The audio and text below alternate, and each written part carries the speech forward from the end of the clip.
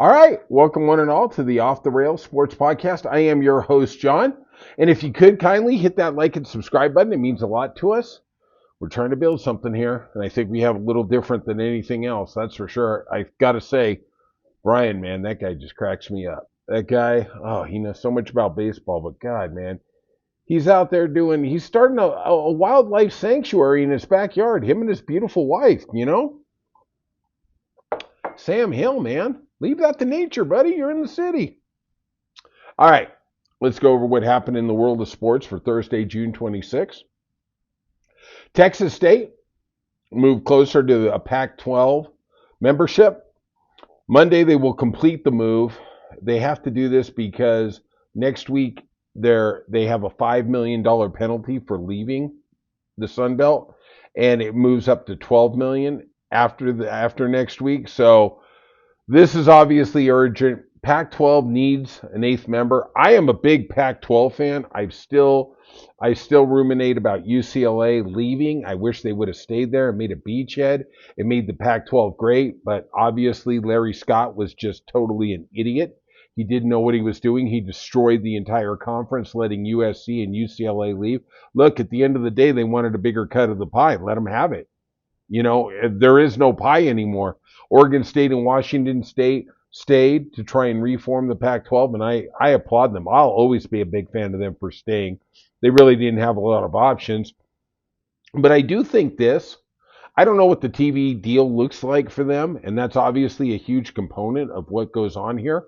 But I really do believe that the Pac-12 in this incantation can get back Stanford, can get back Cal, can get back Oregon. They can do it. I'm telling you, give them 2 or 3 years in the Big Ten. Let's see what happens. I really do believe the travel is going to be better. And if they can prove viability, they maybe can get back Oregon. Maybe they can get UCLA, USC. I don't care about them. F them. This will be the 8th member for the Pac-12, which gives them certification so that they can get bowl games. Obviously, they don't get the Rose Bowl automatic berth anymore, but you know, it's what it is. Currently, the 7 teams are Oregon State, Washington State, Boise State, San Diego State, who's a good team, up and coming, very good in basketball, obviously. They made it to the Final 2 a couple years ago. Colorado State, Utah State, Fresno State. Now, you have to have a state in your name to get into this conference. Look at that. Everybody does have a state in their name. This is the state conference. This is no longer the Pac-12. This is the state conference. All right? Also in baseball, a rather dark moment in the Dominican Republic. Seems like Tampa Bay Rays star Wander Franco was found guilty of sexual abuse and having a relationship with a minor. The rumors were she was 16, he was 23. I'm not condoning it. Her mom, tried to blackmail him, and then that's when the charges came, when supposedly he didn't capitulate to the blackmail. Well, at the end of the day, he has a 2-year suspended sentence.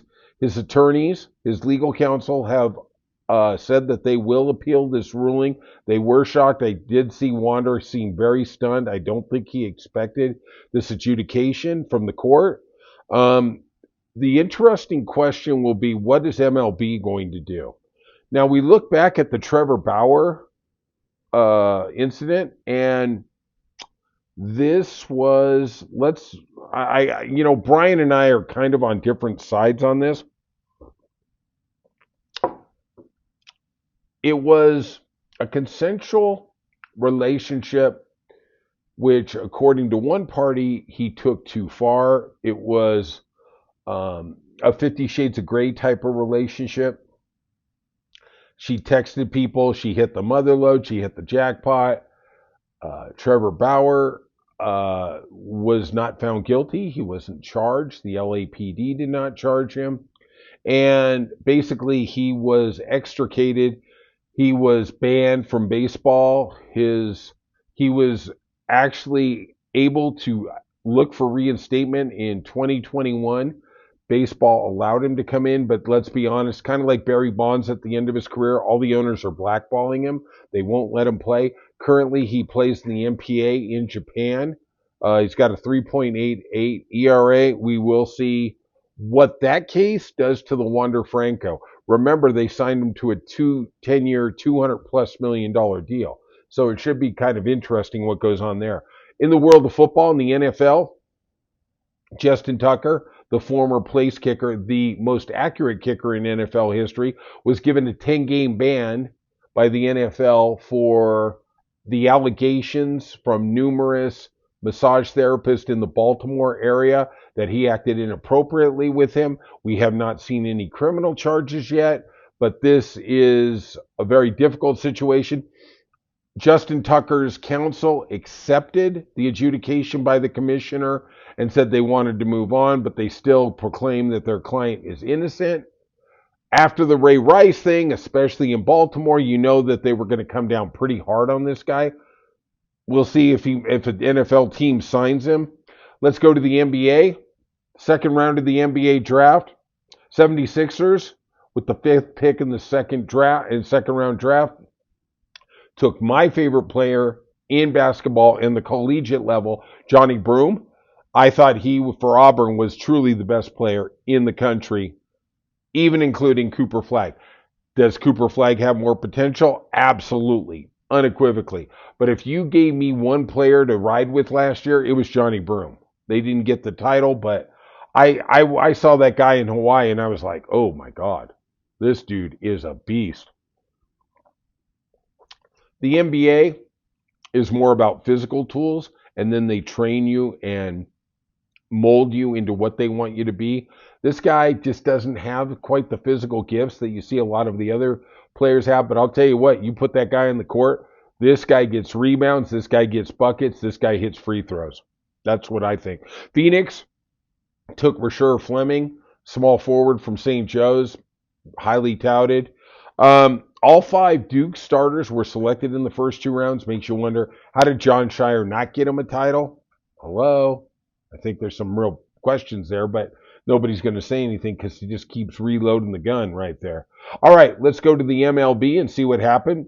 The Tigers beat the Athletics 8-0. The Tigers got their 51st win. They were the first team in baseball to get 50 wins. They are just rolling on rolling. They're rolling on dubs. That's what the kids used to say. Blue Jays beat the Guardians 6-0. Kevin Gausman got the win.